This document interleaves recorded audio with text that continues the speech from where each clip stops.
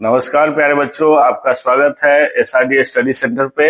आज आपके लिए लेकर के आए हैं संस्कृत क्लास 10th का, जो कि अंतिम महासंग्राम। आप जानते हैं कि हमारा जो बैच चल रहा है संकल्प बैच, जिसमें हम लेकर के आ रहे हैं अंतिम महासंग्राम के नाम से जो बैच है वो। तो इसमें आज हम आपको कराने वाले हैं संस्कृत का पहला जो चैप्टर है, यानी पहला जो पार्ट है मंगलम।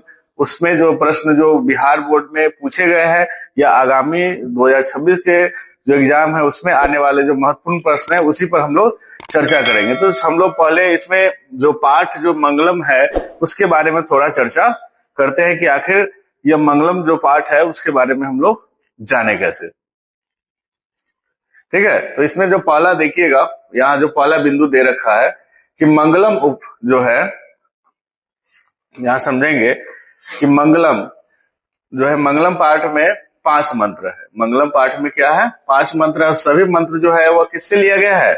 उपनिषद से लिए गए। सभी मंत्र जो है वह उपनिषद से लिए गए हैं। दूसरा है प्रथम मंत्र जो है ईशावास्योपनिषद से लिया गया। जो प्रथम जो मंत्र लिया गया है वह ईशावास्यो उपनिषद से लिया गया है, जिसमें सत्य धर्म की प्राप्ति का वर्णन किया हुआ है। जिसमें किसके बारे में वर्णन किया गया है? सत्य धर्म की प्राप्ति आप कैसे करें, उस पर जो श्लोक बनाया गया है पहला कि हिरण्मयन पात्रे सतस्य पिहितम मुखम तत्वम पुषन पावरेणु सत्य धर्माय दृष्टये, वह जो श्लोक है वह किससे लिया गया है? ईशावास्यो उपनिषद से लिया गया हुआ है। चलिए हम आगे बढ़ते हैं। तीसरा जो बिंदु है, द्वितीय श्लोक कठोपनिषद से लिया गया है, जिसमें आत्मा का महत्व का बारे में वर्णन किया गया। यानी अणोर्नियान महतो महियान सतस्य धर्म है, यानी अणोर्नियान मतलब अणु से भी अणु क्या है उसके बारे में आपको चर्चा किया गया है कि वह क्या है? आत्मा है। वह आत्मा के महत्व के बारे में बताता है आपका द्वितीय श्लोक कठोपनिषद से लिया गया। तृतीय श्लोक जो है वह मुंडकोपनिषद से लिया गया है, जिसमें सत्य धर्म, जिसमें सत्य को उत्तम खजाना कहा गया। सत्य को उत्तम खजाना के रूप में यहाँ पे वर्णन किया गया है। किसमें? तृतीय जो श्लोक आपका लिया गया है मुंडकोपनिषद से, उसमें चर्चा किया गया। आगे आप देखेंगे चतुर्थ श्लोक भी मुंडकोपनिषद से ही लिया गया है, जिसमें आत्मा और जीवों के बीच के संबंध को दर्शाया गया। आत्मा और जीवों के जो संबंध है उसके बारे में दर्शाया गया है। किसमें? मुंडकोपनिषद में दर्शाया गया। आगे है जो पंचम श्लोक है श्वेताश्वरोपनिषद से लिया गया है, जिसमें वेद स्वरूप परम पिता परमेश्वर के विषय में बताया गया।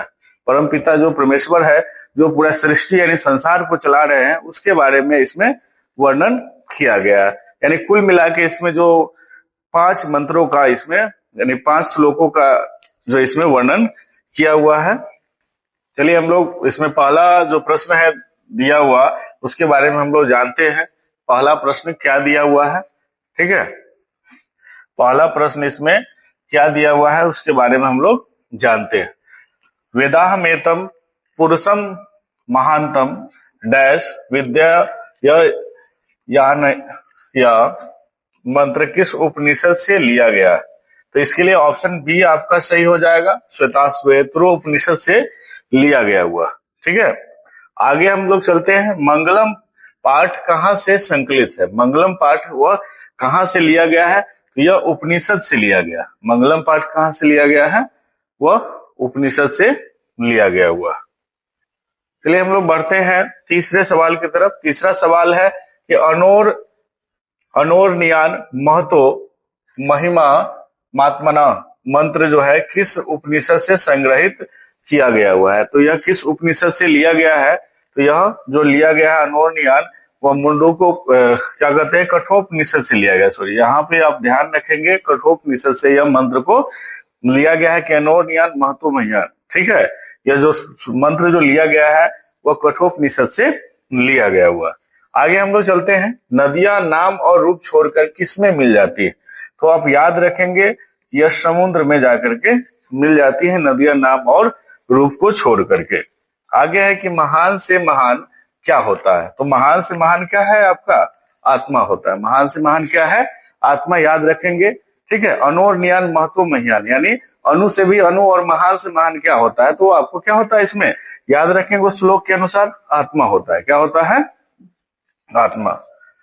यह संपूर्ण संसार किसके द्वारा अनुशासित है? संपूर्ण जो संसार है वह किसके द्वारा अनुशासित है? तो आप याद रखेंगे यह परमात्मा के द्वारा अनुशासित है। ठीक है, चलिए तो हम लोग बढ़ते हैं आगे। जो सवाल दे रखा है उसमें सत्यमेव जयते किस उपनिषद का मूल मंत्र है? सत्यमेव जयते, ठीक है, तो आप याद रखेंगे यह मुंडकोपनिषद से लिया गया हुआ मंत्र है, सत्यमेव जयते।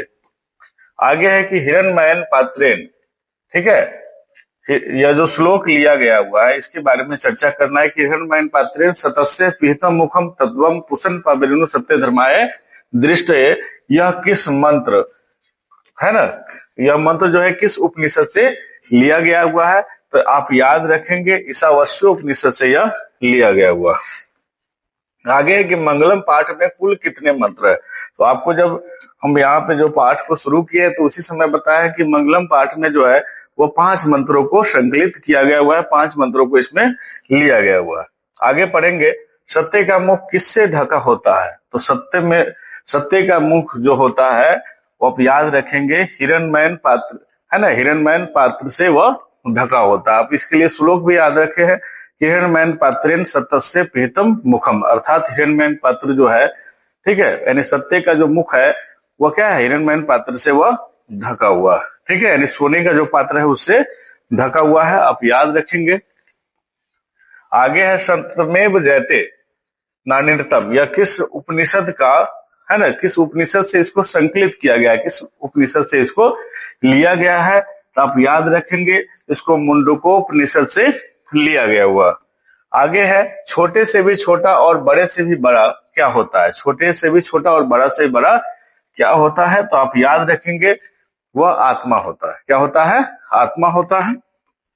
आगे है कि नदियां समुद्र में कैसे मिलती है? तो जो नदियां है समुद्र में मिलती है नाम और रूप को छोड़ करके, नाम और रूप को छोड़ करके क्या होती है? नदियां समुद्र में जाकर के मिल जाती है। आगे है कि किसकी जीत नहीं होती है? किसकी जीत नहीं होती है? आप याद रखेंगे तो असत्य की जीत नहीं होती है, असत्य की जीत नहीं होती है। लेकिन क्वेश्चन इसी में रहता है कि जीत किसकी हो जाती है? तो सत्य की हो जाती है। तो आप इस तरह से आप याद करके रख सकते। लेकिन प्रश्न यहाँ पे कि किसकी जीत नहीं होती है?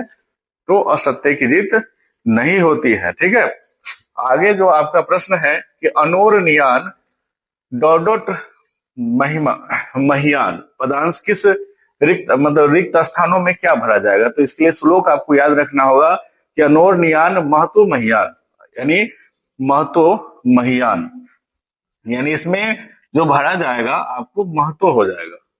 ठीक है, महतो महियान हो जाएगा। ठीक है, आगे कि स्वर्णमय पात्र से किसका मुख ढका होता है? तो यह किसका मुख ढक जाता है? सत्य का मुख ढक जाता है, जो आप इसमें पहले भी आप जान चुके हैं। आखिर जो 17 नंबर सवाल जो दे रखा है कि यथा नध सयंदमान पुरुष मुपैति दिव्यम पदांश जो है किस उपनिषद से लिया गया हुआ है? तो यह किस उपनिषद से लिया गया हुआ है उसके बारे में हम लोग को चर्चा करना है कि यथा नद सयंदमान पुरुष उपैति दिव्यम पदांश किस उपनिषद से लिया गया है? तो आप याद रखेंगे ऑप्शन नंबर सी जो हो जाएगा इसका सही होगा, मुंडकोपनिषद से इसको लिया गया हुआ।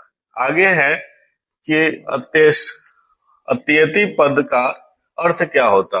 अत्यति पद जो है मतलब पार कर जाता है, आप याद रखेंगे इसको। आगे है कि ऋतस्य पद का अर्थ क्या होता है? ऋतस्य पद का अर्थ क्या होता है? तो अर्थ होता है सत्य से। क्या होता है? सत्य से इसका अर्थ होता है।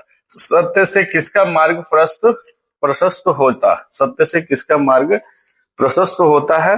तो आप याद रखेंगे देवलोक का मार्ग क्या होता है? प्रशस्त होता है।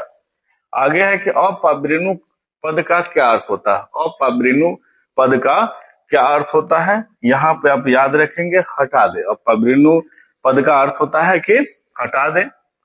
छोटे से भी छोटा और बड़े से भी बड़ा क्या होता है? छोटे से भी छोटा और बड़ों से भी बड़ा होता है आपको आत्मा होता है। क्या होता है? आत्मा। ठीक है, तो यहाँ पे याद रखिएगा ऑप्शन नंबर सी।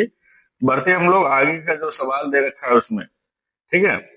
आपका जो अगला सवाल है कि प्रस्तुत पाठ में किसकी महिमा का गान किया गया है? प्रस्तुत पाठ में किसकी महिमा का गान किया गया है? तो यह परमात्मा की महिमा का गान किया गया हुआ है, आप याद रखेंगे। आगे है कि हिरणमैन पात्र से किसका मुंह ढका हुआ है? तो यहाँ पे अब याद रखेंगे, सत्य का मुंह ढका हुआ है। किसकी विजय होती है? तो सत्य की विजय होती है, असत्य की नहीं, यानी ऑप्शन ए आपका सही हो जाएगा। किसकी विजय हो जाएगी? तो सत्य की विजय होगी। विजय कैसे प्राप्त होता है? विजय कैसे प्राप्त होता है? तो सत्य से विजय प्राप्त होता है, ठीक है। आगे ध्यान रखेंगे, किस पुरुष को मृत्यु के आने की जानकारी होती है? तो जो साधक पुरुष होते हैं उसको मृत्यु की आने की जानकारी होती है, ठीक है। जो साधक लोग होते हैं उनको मृत्यु की जानकारी पहले ही चल जाती है। प्राणी की हृदय रूपी गुफा में कौन विद्यमान होता है? प्राणी की जो हृदय रूपी गुफा है उसमें आत्मा का निवास होता है, ठीक है। परमात्मा कहाँ रहते हैं? परमात्मा जो होते हैं वह कहाँ रहते हैं?